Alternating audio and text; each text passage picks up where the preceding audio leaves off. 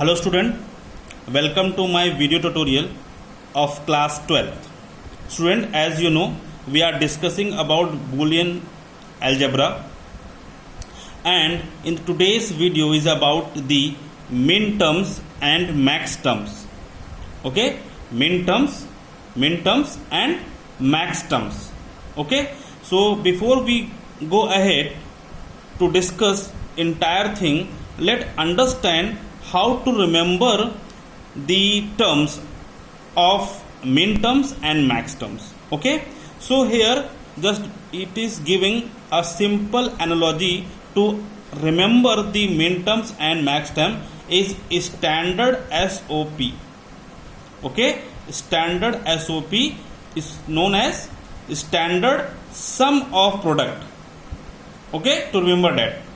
Okay, standard SOP means standard sum of product. And about the max term, right, it is standard POS, product of sum. Okay, is known as standard POS.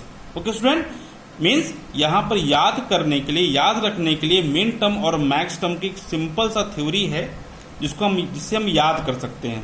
ठीक है, to understand standard sum of product and standard product of sum. Okay, so min term और max term को समझने के लिए और याद करने के लिए. ठीक है, नाउ यहां पर क्या दिया हुआ है, एक डेफिनेशन दी गई है.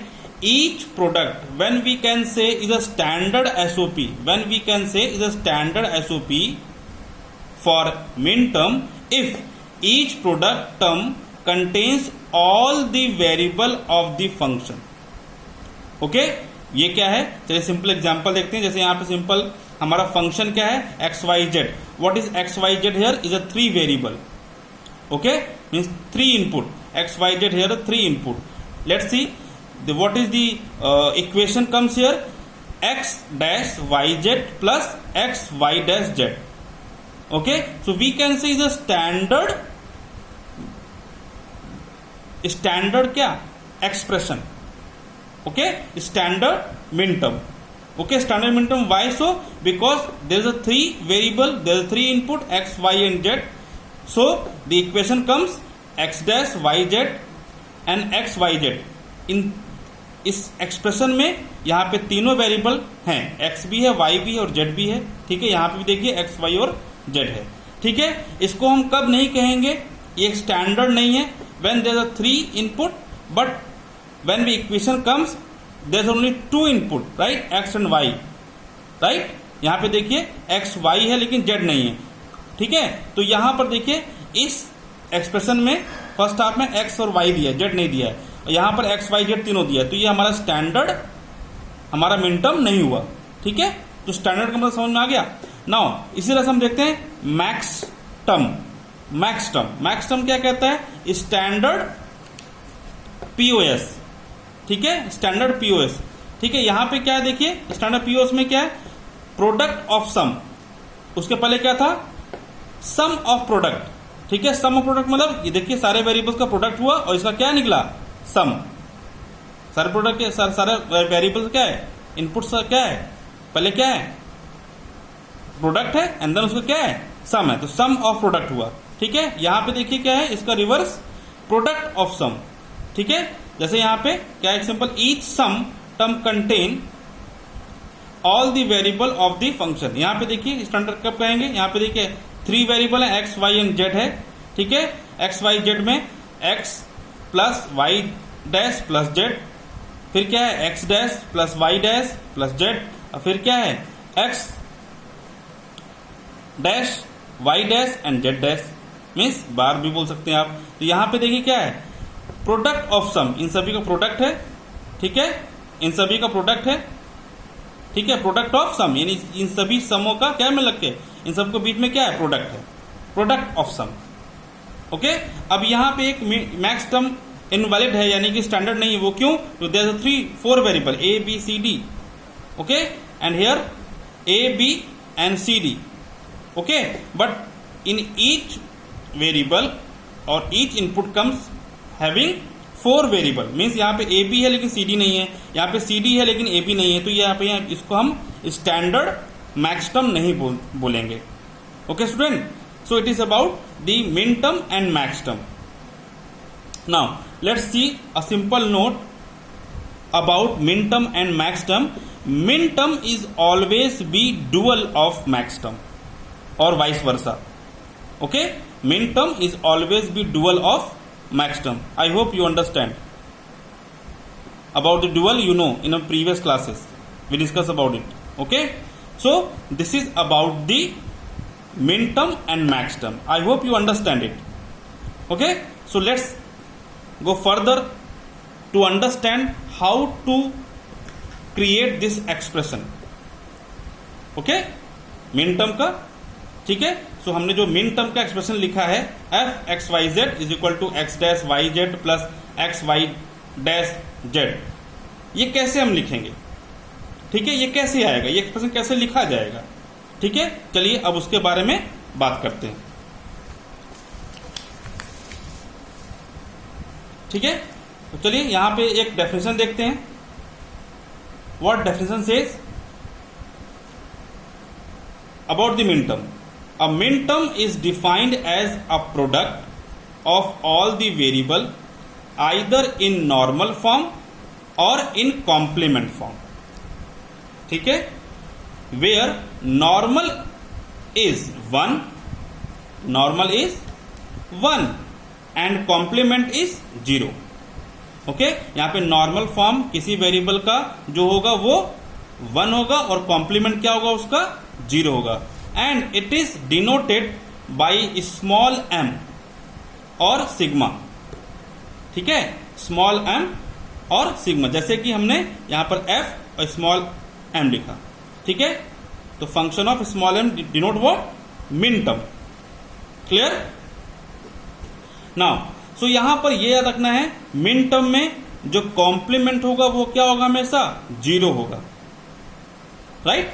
मिन टर्म में कॉम्प्लीमेंट क्या होगा 0 और मैक्स टर्म में कॉम्प्लीमेंट क्या होगा 1, ठीक है। चलिए अभी फिलहाल मैक्स टर्म रहने देते हैं, मिन टर्म देखते हैं। अब truth table of min term, अब ये जो हमने कैसे निकला था, इसके पहले हमने एक्सप्रेशन देखा था कैसे, वो कैसे निकलेगा, अब हम उसके ऊपर आ रहे हैं।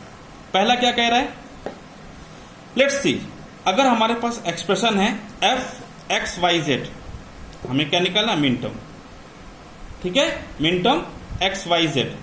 अगर हमारे 3 वेरिएबल हैं तो जो कॉम्बिनेशन ऑफ वैल्यूज क्या होंगी, 2 की पावर 3 इक्वल टू 8 कॉम्बिनेशन बनेंगे। अब हमारे पास 3 वेरिएबल्स इस प्रकार से हैं, x y z, you know how to create this table, ठीक है। अब मिन टर्म कैसे निकलेगा, ठीक है, मिन टर्म देखिए कैसे निकलेगा। पहले वाला क्या कह रहा है, अब min term is defined as a product of all variable, इन्हीं सारे वेरिएबल क्या करना है, प्रोडक्ट करना है हमें, ठीक है। तो देखिए, और यहां पे ये भी लिखा हुआ है कॉम्प्लीमेंट क्या होगा, कॉम्प्लीमेंट के लिए हम क्या लिखें, कॉम्प्लीमेंट के लिए वेरिएबल की वैल्यू क्या होनी चाहिए, देखिए कॉम्प्लीमेंट के लिए वेरिएबल की वैल्यू क्या होगी, 0 होगी, ठीक है। सो लेट्स सी, अब कॉम्प्लीमेंट के लिए वेरिएबल की वैल्यू 0 है, तो यहां पे देखिए x y z, x 0 1 0 1 0 1 पहले कॉलम में, दूसरे कॉलम में y 0 0 1 1 1 0 0 और थर्ड कॉलम में 0 0 0 4 टाइम एंड 1 1 1 4 टाइम, ठीक है। अब हमको क्या निकालना है, मिन टर्म निकालना है। हमें ये याद रखना है कि 0 के लिए कॉम्प्लीमेंट है, ठीक है, 0 इज इक्वल टू कॉम्प्लीमेंट। तो देखिए 0 0 0 तीनों कॉलम में ब्लॉक में 0 0 0 है, ठीक है। तो x y z के ऊपर कॉम्प्लीमेंट आ जाएगा, ठीक है, x y z क्या हो जाएगा, कॉम्प्लीमेंट हो जाएगा। अब देखिए नेक्स्ट हमारा क्या है, 1 0 0, तो यहां पर 1 0 कहां पर, y पर और z पर है, तो y और z पर क्या कॉम्प्लीमेंट होगा, बाकी x में नहीं होगा। तो x y कॉम्प्लीमेंट और z कॉम्प्लीमेंट, ये इसको बार बोलते हैं, x y बार और z बार, ठीक है। फिर देखिए नेक्स्ट हमारा क्या है, 0 1 0, यहां पे देखिए कहां पर 0 है, z में है और x में है, तो x बार और z बार में क्या हो, z बार हो गया, y ऐसे लिखा जाएगा, ठीक है, क्योंकि y की जगह 1 है, ये कॉम्प्लीमेंट नहीं है, ठीक है। फिर 1 1 0 में x y z बार हो गए, क्यों, क्योंकि यहाँ पे 0 z के कॉलम में है। फिर यहाँ पे देखिए क्या है, 0 0 1 में x बार y बार और z, ठीक है। x बार क्यों आया, क्योंकि यहाँ पर 0 है, y बार क्यों है कि यहाँ पे 0 है और यहाँ पे z में नहीं आया, क्यों, क्योंकि z में 1 है। उस तरह से यहाँ पे देखिए 1 0 1 में x y बार z, y में 0 है, ठीक है, x में 0 नहीं है और z में 0 नहीं, तो यहाँ पे x और z ऐसे लिखे जाएंगे, तो x y bar and z, ठीक है। फिर 0 1 1, तो x यहाँ पे देखिए 0, तो यहाँ पे x बार y z, फिर यहाँ पर 1 1 1 एक्स वाई जेड। देखिए तो तीनों में कहीं पर भी बार नहीं है, ठीक है। तो इस तरह से हमने देखा क्या है मिन टर्म कैसे हम निकालते हैं। अब देखो इसको शॉर्ट हैंड क्या है m0 स्मॉल m0, ठीक है। इसकी जगह क्या होगा, इसको हम क्या लिख सकते हैं, स्मॉल m0 की वैल्यू क्या हो जाएगी x डैश y डैश और z डैश, इसको लिख सकते हैं x dash y z and z। फिर यहाँ पे स्मॉल m1 की वैल्यू क्या होगी, ये होगी x y bar and z, ठीक है। m2 m3 m4 and so on. यहाँ पे 0 1 2 3 क्या है, ये हमारा डेसिमल नंबर्स है, ठीक है। अब मान लेते हैं इसको हम फंक्शन में कन्वर्ट करते हैं। कैसे कन्वर्ट करेंगे, चलिए हमने यहाँ पे लिखा, हमने फंक्शन लिख लिया। फंक्शन में हर एक ब्लॉक का 0 1 2 3 से हमने नाम दे दिया, ठीक है। वी गिवन नेम हियर 0 1 2 3, तो फंक्शन 0 फंक्शन 1 फंक्शन 2 फंक्शन, इस तरह से हमने दे दिया। अब देखिए मान लीजिए हमारे पास कोई एक्सप्रेशन है, क्या कह रहा है, function x Y z means यहाँ पे 3 वेरिएबल्स होंगे एक्स वाई जेड, ठीक है। तो उसका हमें जो मिनटर्म निकालना वो कौन कौन से ब्लॉक का निकालना है, 0 का 1 का और 3 का निकालना है, ठीक है। 0 1 और 3 का ब्लॉक का निकालना है। तो देखिए कैसे निकलेगा, फंक्शन एक्स वाई जेड, ठीक है। यहाँ पे देखिए एक्स बार वाई बार जेड बार, यहाँ पे ये क्यों लिखा, क्यों, यहाँ पे देखिए 0 में एक्स बार वाई बार जेड बार, तो यहाँ पे हमने लिख दिया, ठीक है, ठीक है। हमने क्या लिखा यहाँ पर देखिए, पहले वाले में 0 के केस में हमने क्या लिखा, फंक्शन 0 के केस में क्या आएगा, एक्स बार वाई बार जेड बार, क्यों, यहाँ पे देखिए फंक्शन 0 के केस में क्या है, एक्स बार वाई बार जेड बार, ठीक है। फिर क्या आएगा 1, फंक्शन 1 के केस में क्या है यहाँ पर, एक्स वाई बार जेड बार, एक्स वाई बार जेड बार, ठीक है। अब दोनों के बीच में क्या हो रहा है, प्लस हो रहा है, ठीक है। ये हमने डेफिनेशन में देखा है अभी, ठीक है। A min term is defined as product of all the variable either in normal form in a complement form, ठीक है। नाउ यहां पर ये क्या है हमारा स्टैंडर्ड, ये क्या दिखा रहा है, standard sum of product, standard sum of product क्यों दिखा रहा है, ये देखिए सारे प्रोडक्ट का क्या है, ये सम है, ठीक है। सारे प्रोडक्ट का, ये सभी प्रोडक्ट का क्या है, ये सम है, स्टैंडर्ड ये है SSOP, क्लियर। तो देखिए यहां पर हमने F1 निकाली, अब क्या F3 है, तो F3 हमारा यहां पर है, देखिए क्या है एक्स वाई जेड बार, एक्स वाई जेड बार, ठीक है। इस तरह से हमने क्या निकाला, पहले ट्रूथ टेबल देखा, उसके बाद हमने क्या देखा, हमने एक्सप्रेशन देखा, हमने मिन टर्म देखा, कैसे हम मिन टर्म निकालेंगे, क्लियर। ये हो गया हमारा मिन टर्म। अब let's understand it max term, ठीक है। तो मैक्स टर्म क्या होता है, क्या कह रहे हैं यहां पे इस बार, a max term is a max term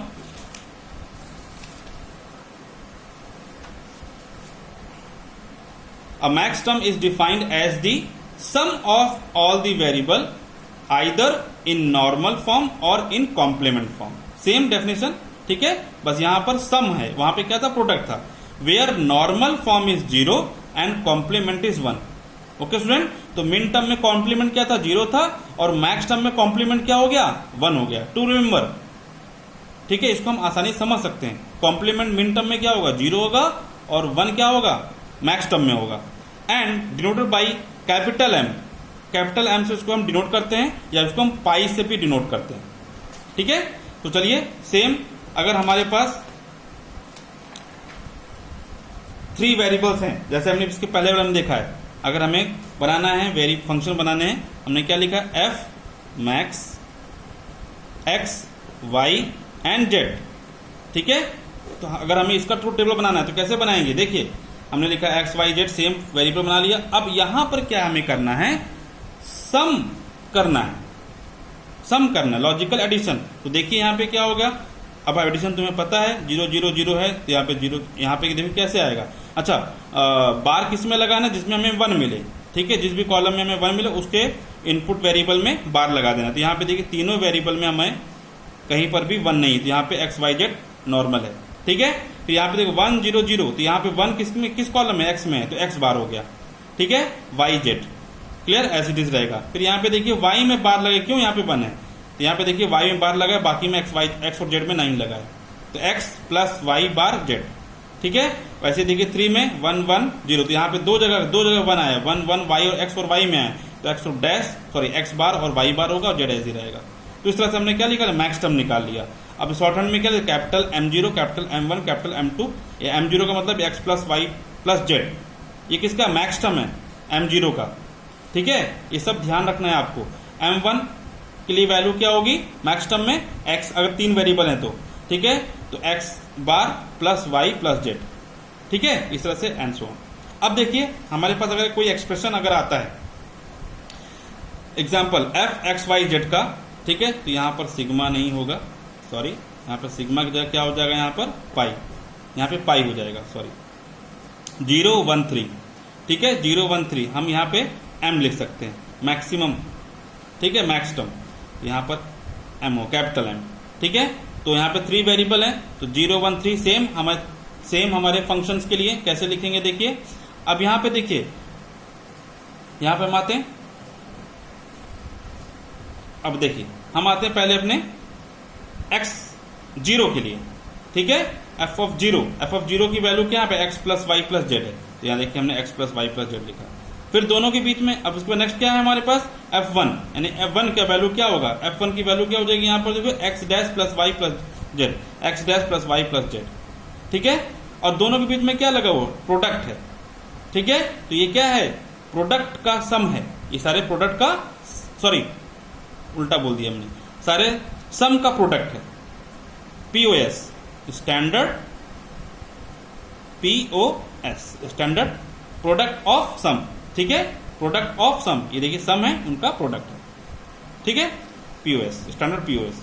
यहाँ पे 1 की वैल्यू क्या है, x डैश वाई डैश और जेड, देखिए 3 का वैल्यू क्या है, x dash plus Y dash plus z, ठीक है, x dash plus Y dash plus z. तो इस तरह से हमने देखा कि कैसे हमने मिन टर्म और मैक्स टर्म निकाला है with the help of truth table, okay. अब इसके बाद हम एक देखते हैं, हमने इसके पहले पढ़ा था कि मिन term is a dual, is always be dual of max term और वाइस वर्सा। तो यहां पे हम देखते हैं सिंपल सा,